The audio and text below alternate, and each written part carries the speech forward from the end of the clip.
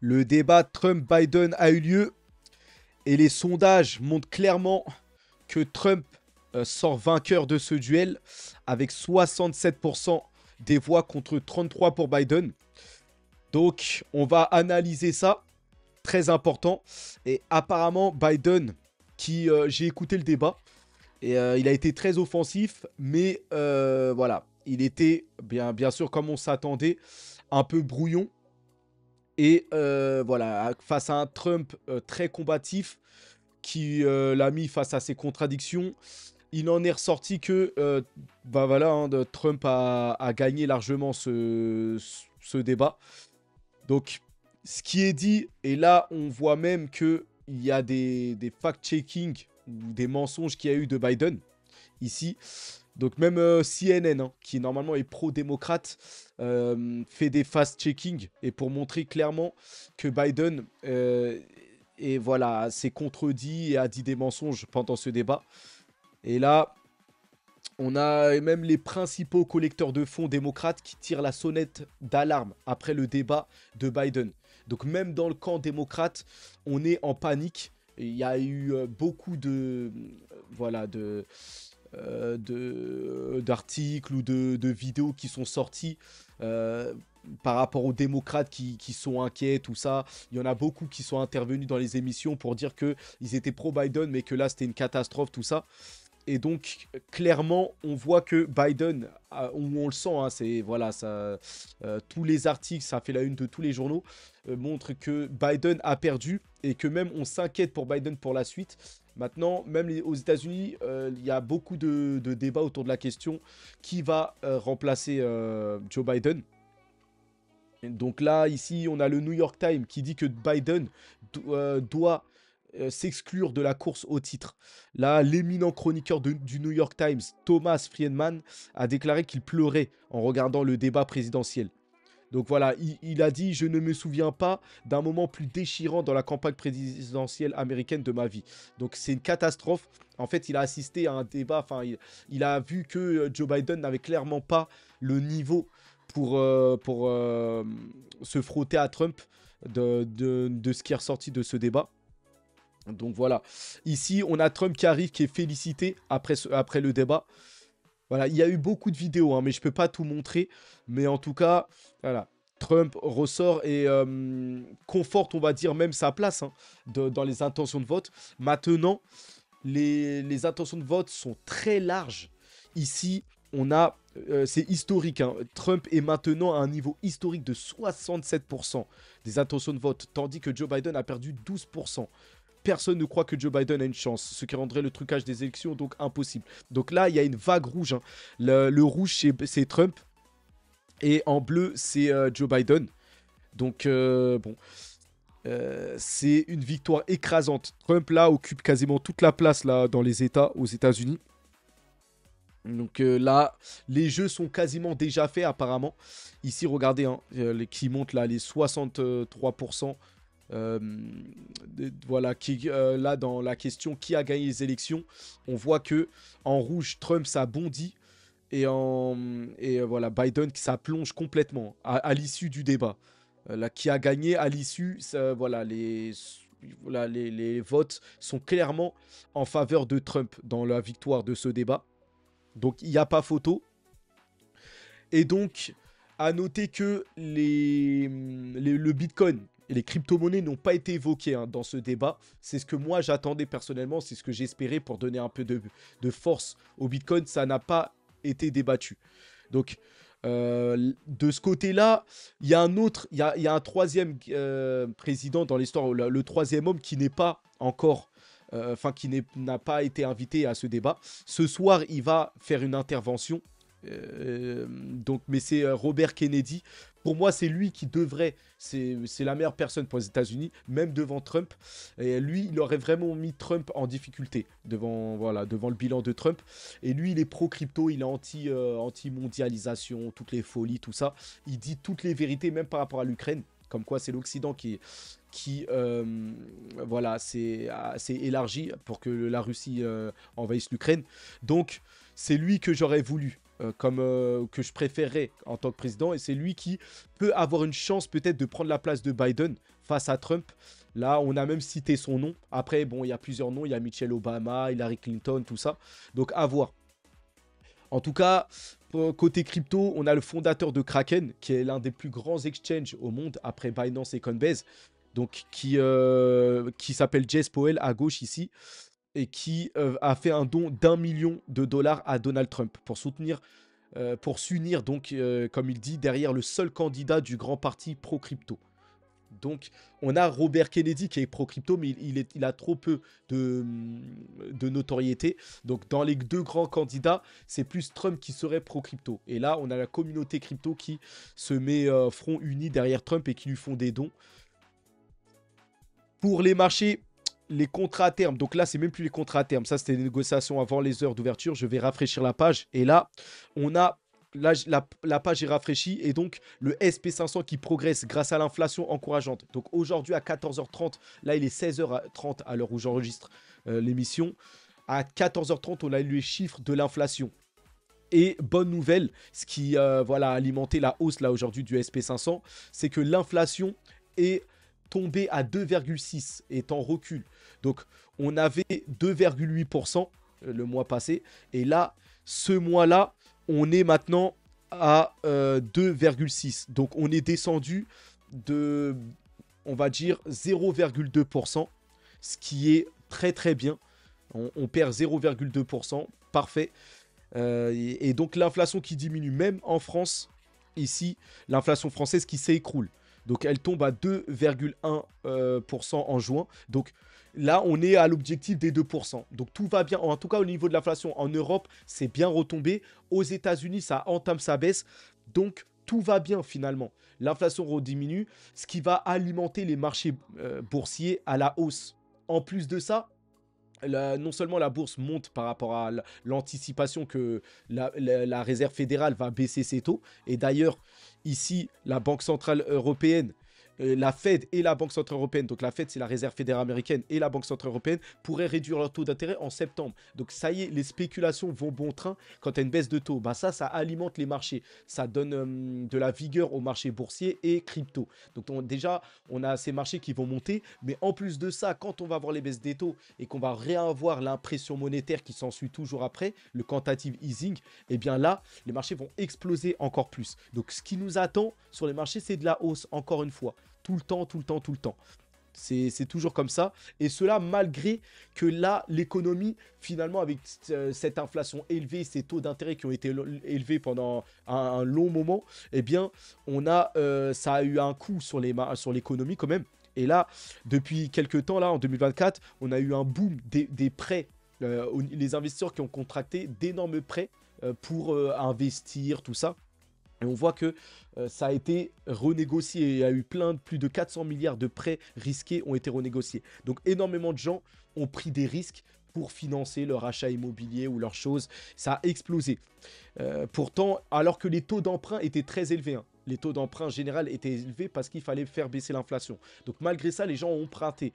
Et là, ils disent que, enfin là, Money Radar dit qu'il y a comme une ère de 2008 parce que ça rappelle l'ère 2008 avant la crise des subprimes. Donc tout se passe bien, enfin l'économie semble aller dans le bon sens avec l'inflation qui baisse, mais en même temps on est au bord d'un crack, d'une hécatombe de l'économie. Donc prudence, avec les tensions dans le monde et tout, il faut rester très prudent. Donc il faut pas s'enflammer non plus, ça va dans le bon sens, les marchés, les boursiers vont repartir peut-être à la hausse, mais il va falloir rester prudent par rapport à tout ça. Et là, regardez par exemple une action très connue, une marque mondialement connue, Nike, qui plonge en bourse après les résultats qu'ils viennent de dévoiler. Et Nike, c'est le symbole de l'achat des vêtements, des chaussures.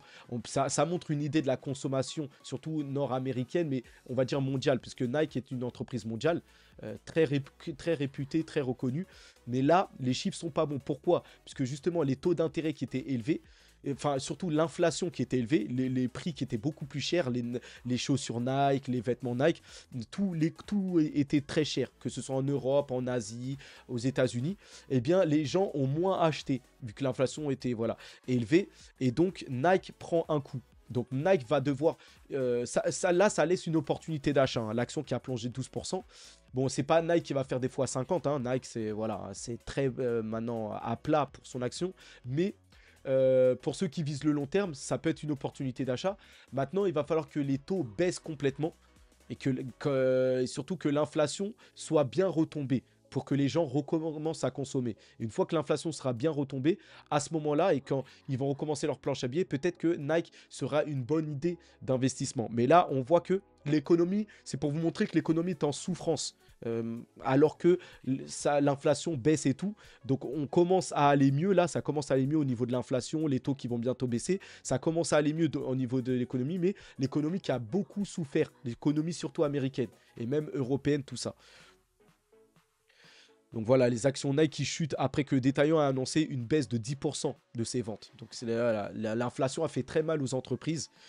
Donc même, regardez, quand on dit inflation élevée et donc taux élevé pour freiner l'inflation, bah les taux élevés, ça renforce le dollar. Ça fait baisser normalement les marchés, les cryptos, tout ça. Mais le dollar, lui, monte. Et bah en contrepartie, les devises, elles, s'effondrent. Les devises face au dollar. Oui, parce que le yen, là, qui s'affaiblit, le yen, bah, c'est face au dollar, principalement.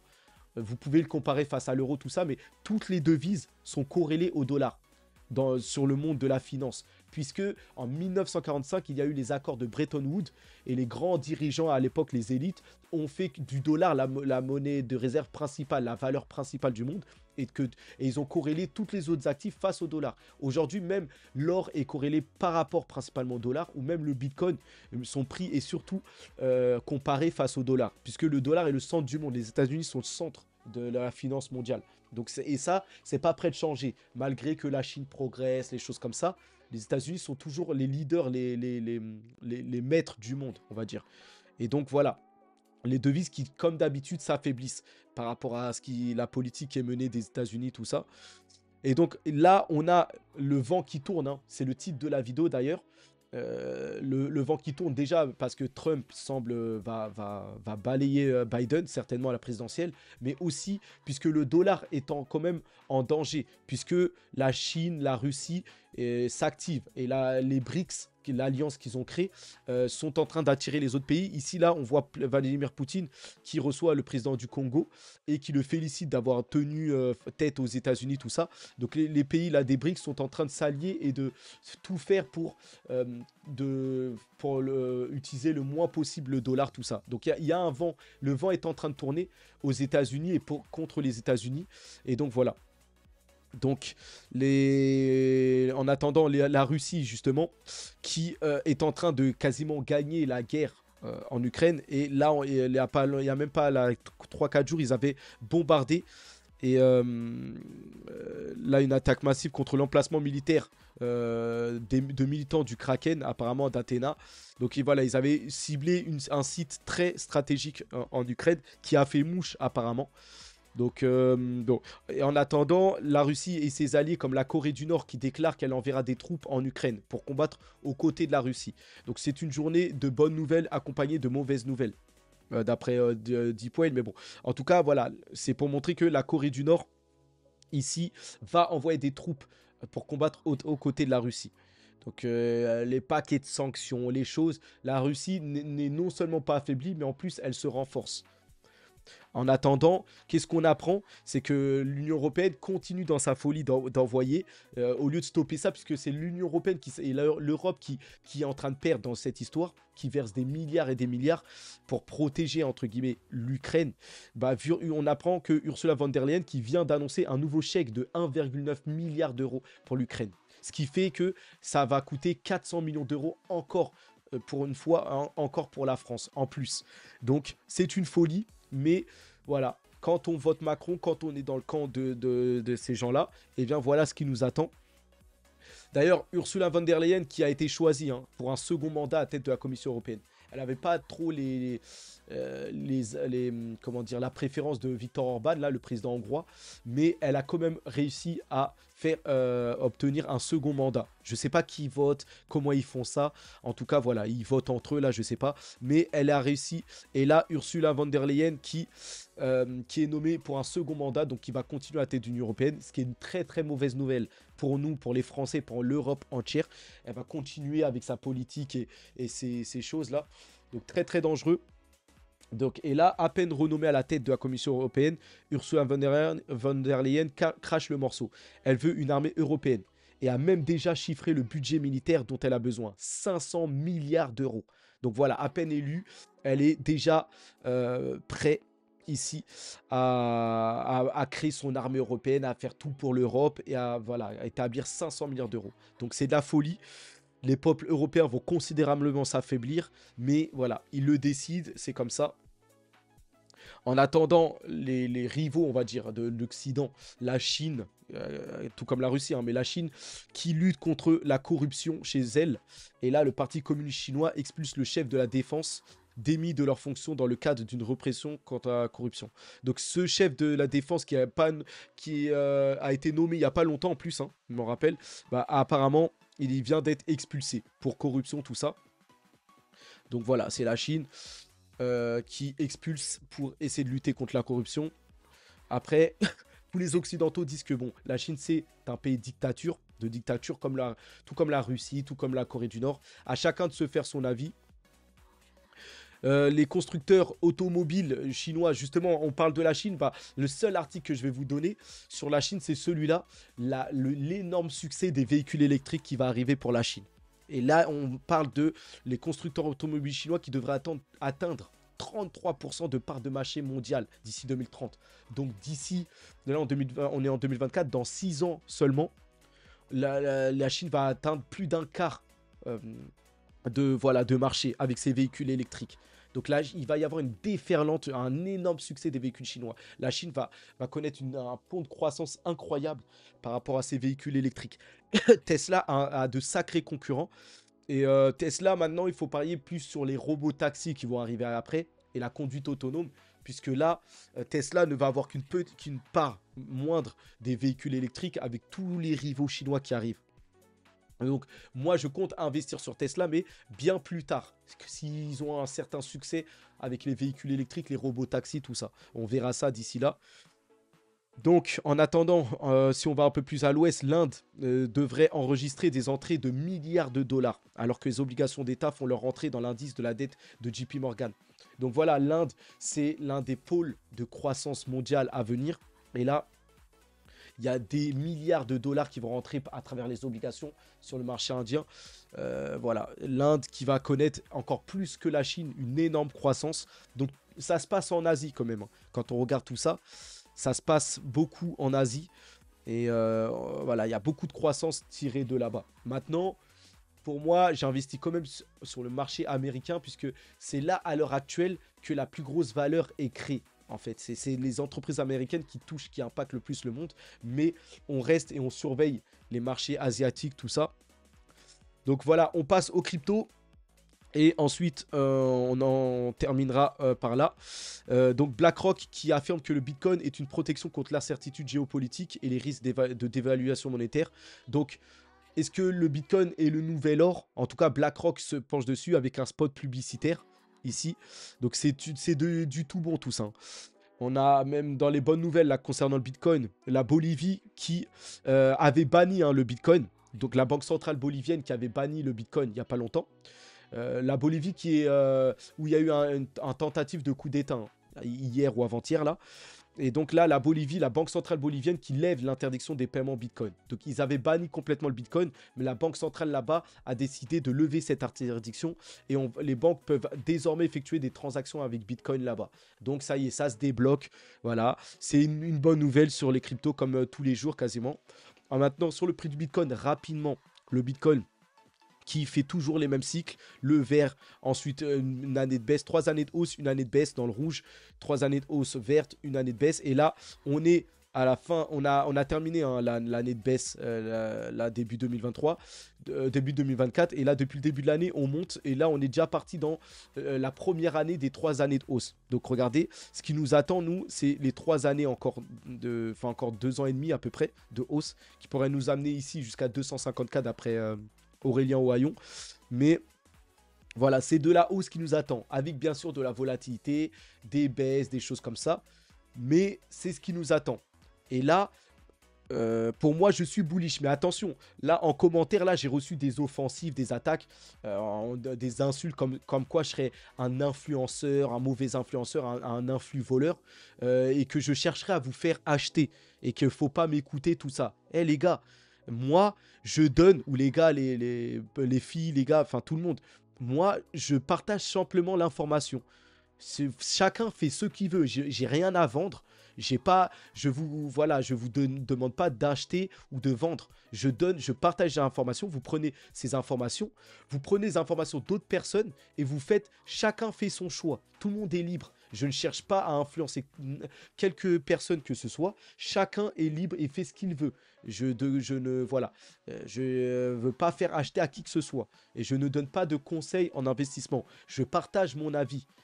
C'est vrai que je me mouille. Certains ont dit que j'étais très optimiste, même trop optimiste. Oui, de manière naturelle, en général, je suis plutôt très optimiste. J'ai du mal à être pessimiste. Après, les marchés, de manière moi, je passe toujours sur le long terme. Et sur le long terme, les marchés sont en tendance haussière, pas à plat, haussière. Que ce soit la bourse, les marchés crypto. Voilà, jusqu'à maintenant, voilà. Après, il y a des cracks qui peuvent intervenir tous les 10-15 ans. Voilà. Mais de manière générale, je suis plutôt bullish. Et ce que je vois m'amène à être bullish. Mais ce n'est pas un conseil que je vous donne. C'est juste mon avis. Mais vous pouvez ne pas calculer mon avis. Vous voyez ? Donc, en tout cas, voilà. Sur le court terme, ça peut ranger encore. On peut remonter à 65, rechuter encore à 60, voire 58, 57. Mais en tout cas, sur le moyen long terme, on va venir casser les 70K et aller plus haut. Peut-être d'ici 3-4 mois. Voilà, je ne sais pas quand, mais on va le faire.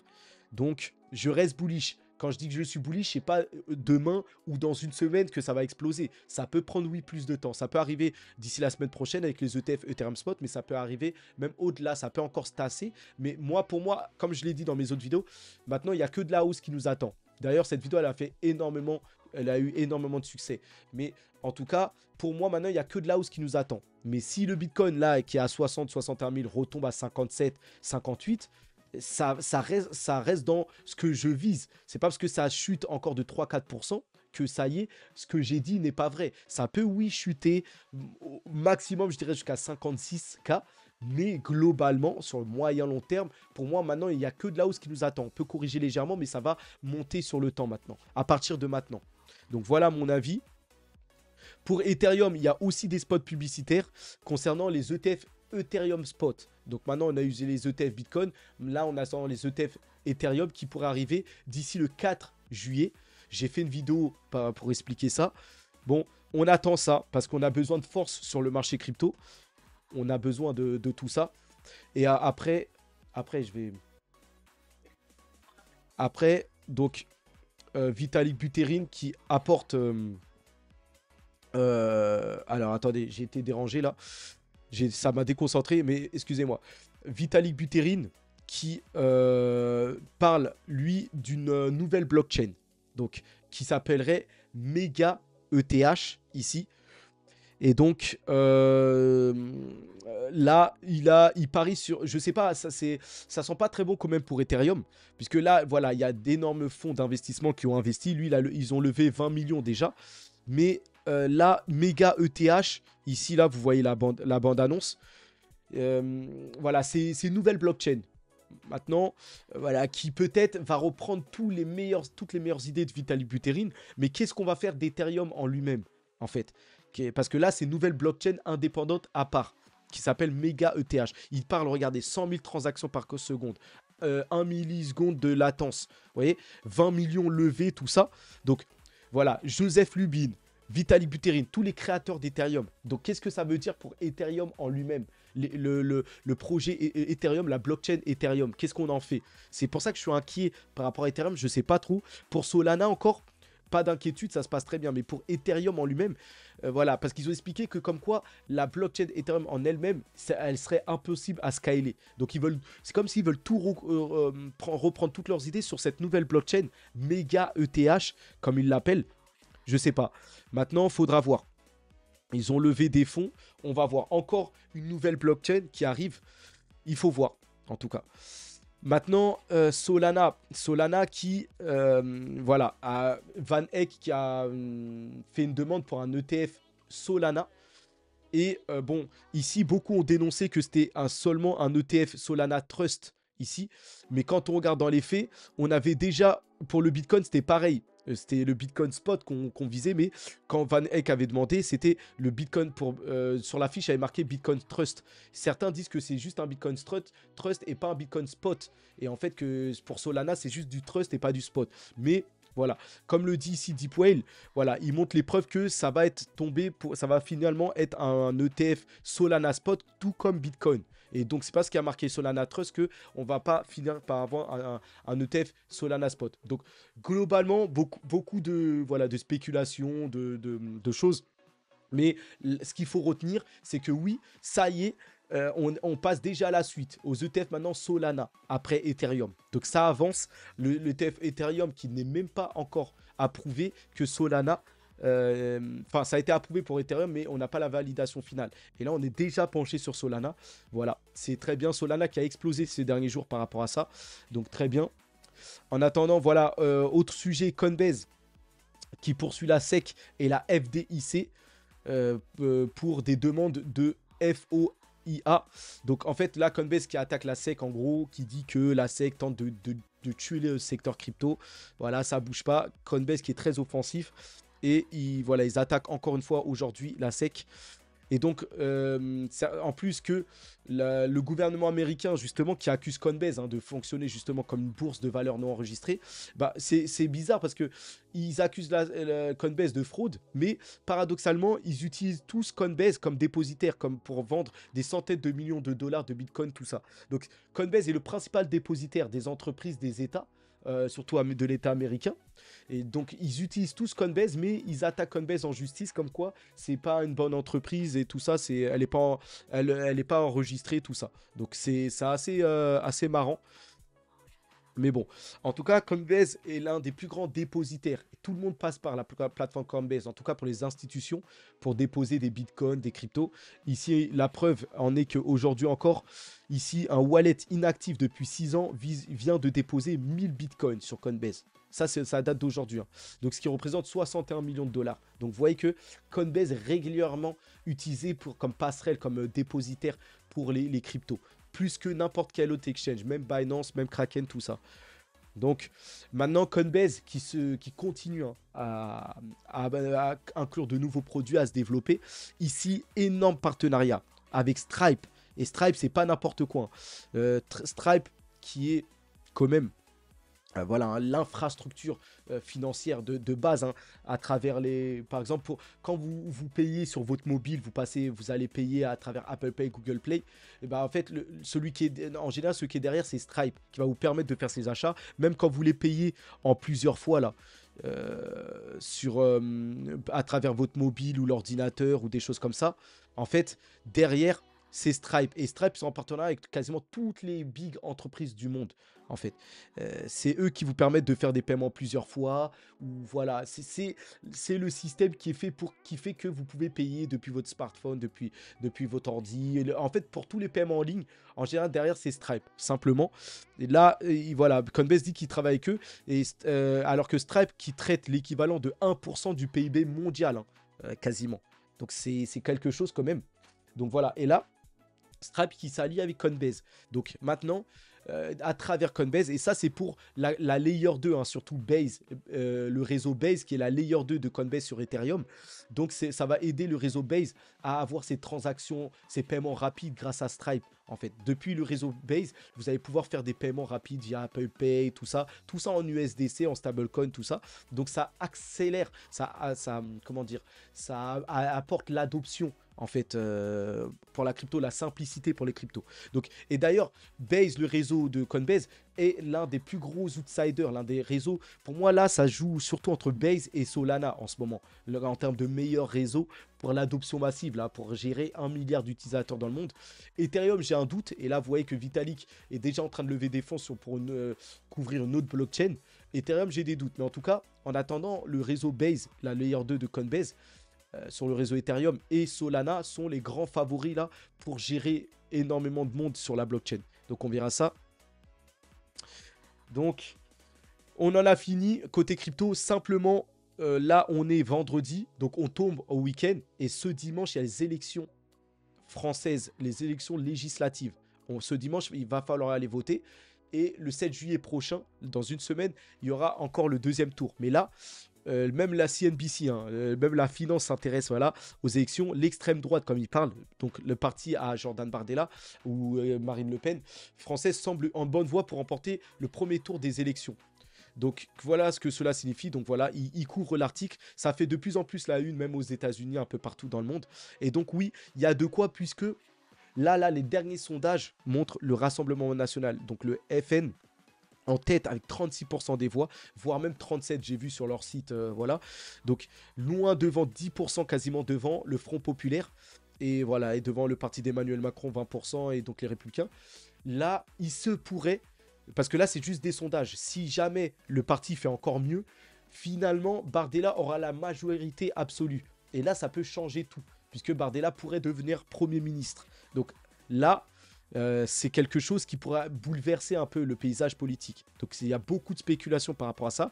Même Bardella se voit déjà Premier ministre et vient d'annoncer que Éric Ciotti sera ministre en cas de victoire avec des responsabilités importantes. Donc voilà, là Ciotti c'est vraiment maintenant devenu le bras droit de Bardella. Ciotti qui a changé le nom Les Républicains pour Les Républicains à droite. Donc on voit que ça y est, hein, il a fait un tournant dans son parti, son propre parti. Il a nommé le siège Les Républicains à droite. Et les Républicains, les autres chefs de parti républicains sont à leur troisième tentative pour essayer d'évincer Éric Ciotti. Mais c'est encore un échec. Les juges ont repoussé cette demande d'exclusion d'Éric Ciotti encore une fois. Donc voilà. Maintenant, conséquences, hein, parce que c'est une chaîne de finance, hein, les conséquences liées à la finance, c'est pour ça que je parle de ça. Les élections législatives affolent les marchés financiers. Donc il y a une grande peur là, voilà, les investisseurs craignent une explosion de la dette publique, ce qui pourrait être le cas. Hein. Voilà. Et l'écart de rendement entre les obligations françaises et allemandes est à son plus haut. Là, quand on compare les deux là, les rendements entre les obligations françaises et allemandes, là, il y a un grand écart qui se fait. Donc cela signifie que la France emprunte plus cher et que sa santé économique inquiète les observateurs extérieurs. Donc voilà. Et les programmes là de Bardella ou de Attal ou de je sais pas, Jean-Luc Mélenchon ou Faure ou Bompard, enfin voilà, un des gars de la gauche, c'est des programmes qui, avec énormément de demandes d'emprunt, tout ça, c'est-à-dire pour financer tout ça, donc ça fait peur au marché. Donc il faut voir ça. Et donc Marc Toiti, un célèbre économiste français, qui dit que jamais il a été aussi inquiet sur l'avenir de l'économie française, déclare Marc Toiti. Donc, vous voyez, donc quand même les analystes, les économistes français s'alertent de l'inquiétude de l'économie française qui est partie pour sombrer. Donc on verra après les élections législatives ce qui va se passer, mais il y a une forte inquiétude. Et juste, je finis par ça, dernier article justement par rapport à la France. Voilà, il faut savoir que 54% des Français veulent devenir très très riches. Vous voyez? Donc, eux, voilà. Alors, sur quoi ils misent? On va voir ça. Bah, regardez bien. Principalement sur l'immobilier. Ça, l'immobilier, c'est ce qu'on nous a toujours conseillé depuis qu'on est jeune. Ensuite, il y en a qui espèrent devenir riches en travaillant beaucoup. Donc, encore l'immobilier, ça peut être un pont pour devenir riche. Le travailler beaucoup, non. Parce que vous pouvez travailler autant que vous voulez, avec l'inflation qui augmente toujours plus, voilà, et les impôts qui sont de plus en plus forts, ça ne va pas régler la situation. Donc, jouer au loto, 38%. Hein. Loto et jeu de hasard, ça, c'est de la spéculation. Sur le court terme, vous pouvez avoir un gros gain ou des choses comme ça, mais quand on regarde sur le long terme, tout le monde est perdant, et sans exception. Loto, casino, paris sportifs, même le trading. dans les marchés, sur les marchés crypto ou boursiers, tout ça, c'est de la spéculation. Vous êtes voué à la perte. Donc tout ça, là, déjà, pour être riche, même l'immobilier, je l'inclurais, c'est pas trop la solution. L'immobilier, c'est bon, si vous utilisez bien l'effet de levier et que voilà, vous avez vraiment un empire, ça peut le faire. Mais en tout cas, travailler beaucoup et jouer au jeu de hasard, c'est pas la solution. Avoir un héritage, attendre un héritage, bon, il faut l'attendre longtemps ou il faut vraiment avoir de la chance. Il y en a qui l'ont, mais c'est très rare. Comptez pas trop sur ça normalement. Devenir influenceur, ça c'est, ou influenceuse, c'est une nouvelle tendance, c'est de l'entrepreneuriat quand même, mais après c'est beaucoup de travail derrière. Influenceur, faut toujours être sur les réseaux, tout ça, et c'est un buzz qui peut marcher un certain temps, mais qui peut s'estomper. Après quelques temps, si faut trouver, en fait, faut toujours trouver le moyen de faire de buzz. C'est très compliqué d'être influent. Donc voilà. Investir en bourse, voilà. Et là, c'est que 14%. Voilà la meilleure solution. Investir en bourse, mais de manière passive et holder sur le temps. Pas en bourse avec de la spéculation, le trading. En bourse passive. Et là, avec les intérêts composés, sur quelques années, plusieurs années, après 5 ans, oui, après 10 ans, là, la fortune explose, dépendamment de ce que vous investissez. Voilà le meilleur moyen pour devenir riche, même devant l'immobilier, c'est l'investissement en bourse, mais encore qu'il faudrait connaître l'investissement et connaître les marchés boursiers. Donc, il faut travailler, il faut voilà, d'abord s'éduquer financièrement pour connaître ça. Ensuite, investir sur les cryptos, c'est une bonne idée, mais de s'exposer aux cryptos, mais les cryptos sont très spéculatives. Dans le monde réel, la crypto n'est pas encore utilisée. Et seulement en phase de régulation, donc il va y avoir un pic de volatilité, ça va bouger très vite. Certains espèrent recréer le schéma du Bitcoin, être comme les premiers à arriver sur les cryptos, mais le problème c'est que les cryptos, c'est pas constant, ça va monter fortement, et ça va chuter avec des bear markets fortement, et pas tout le monde pense à pouvoir timer le marché, sortir et rentrer au bon moment, sauf que les marchés prennent le contre-pied, et finalement on sort soit trop tard, soit on rentre soit trop tard, ou on sort trop tard, en fait on n'arrive jamais, voilà. Et les cryptos sont tellement volatiles que ça nous amène à changer notre stratégie, à faire du trade souvent. Et en fait, on se brûle les ailes et voilà, et on ne fait pas travailler les intérêts composés. Donc la crypto n'est pas vraiment la solution. Voilà, même si ça peut, si vous êtes suffisamment patient et que vous êtes là quand même sur le bull run, ça peut apporter un gain significatif. Mais c'est très risqué puisque ça peut chuter fortement, ce qui est logique par rapport à ce qui se passe des cryptos par rapport au monde réel. Ça n'apporte pas encore assez de valeur.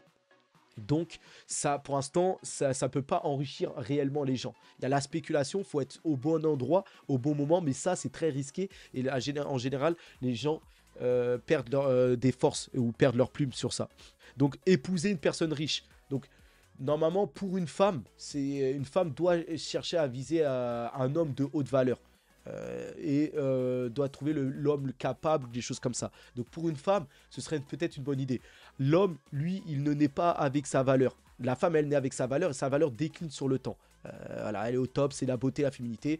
Les femmes peuvent avoir des millions de followers et devenir très riches même avec leur valeur à travers Mime, OnlyFans. Les hommes, eux, ils ne naissent pas avec leur valeur. Ils doivent la construire. Et c'est à partir de la trentaine, 35 ans qu'ils commencent à devenir financièrement stables et accomplis, qu'ils ont eu le temps de se construire, de devenir champion ou spécialiste dans un domaine et d'être accomplis. Et c'est à partir de cet âge-là qu'ils commencent à s'embellir et devenir quelqu'un.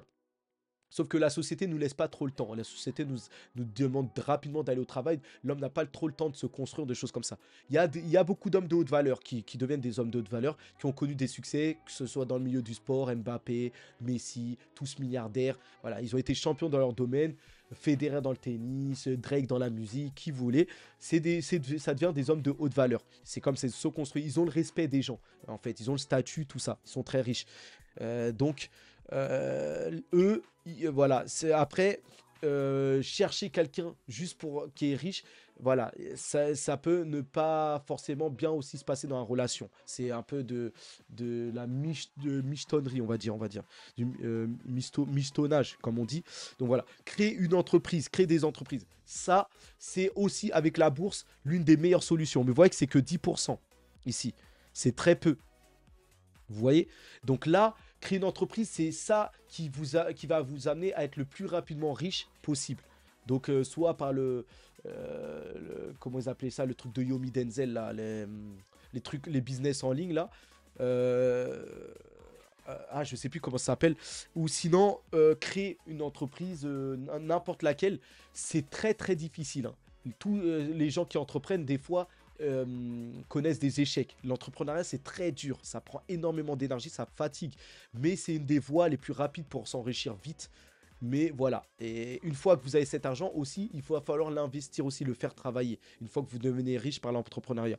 Et ensuite devenir artiste, star, créateur, chanteur, amateur. Donc ça, c'est là où on peut avoir le plus de succès. Mais vous voyez, c'est ce que les Français, là, c'est le moins recommandé. C'est là où les Français s'attardent le moins. Mais pour être le plus riche possible, il faut faire quelque chose qui impacte le monde ou qui impacte, ou que tout le monde peut vous voir ou des choses comme ça. Le football, ça impacte le monde. La musique, ça impacte le monde. Acteur de cinéma, le cinéma, ça impacte le monde parce que tout le monde voit ça. C'est là où vous êtes le plus exposé. Et bien, c'est pour ça qu'on a des stars de la musique les plus riches, Jay-Z, tout ça. Ou sinon, les stars du cinéma sont très connus, sont des énormes stars. Ou les stars du sport de haut niveau, basket, foot, ou tout ce que vous voulez. Ils sont très exposés puisqu'en fait, quand ils deviennent des champions, c'est mis aux yeux du monde entier.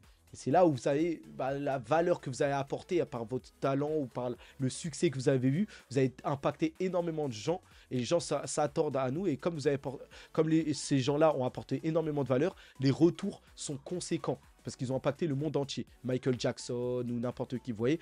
Donc, voilà. Mais ça, encore faudrait-il ne pas lâcher et avoir énormément de talent. C'est-à-dire que, voilà, à moins que vous soyez un génie mais ça, pour ça, en vrai, c'est pas forcément être un génie, mais commencer très tôt. Mbappé, il a commencé à 4 ans. Ou Messi, ou des choses comme ça, ils ont commencé très très jeunes.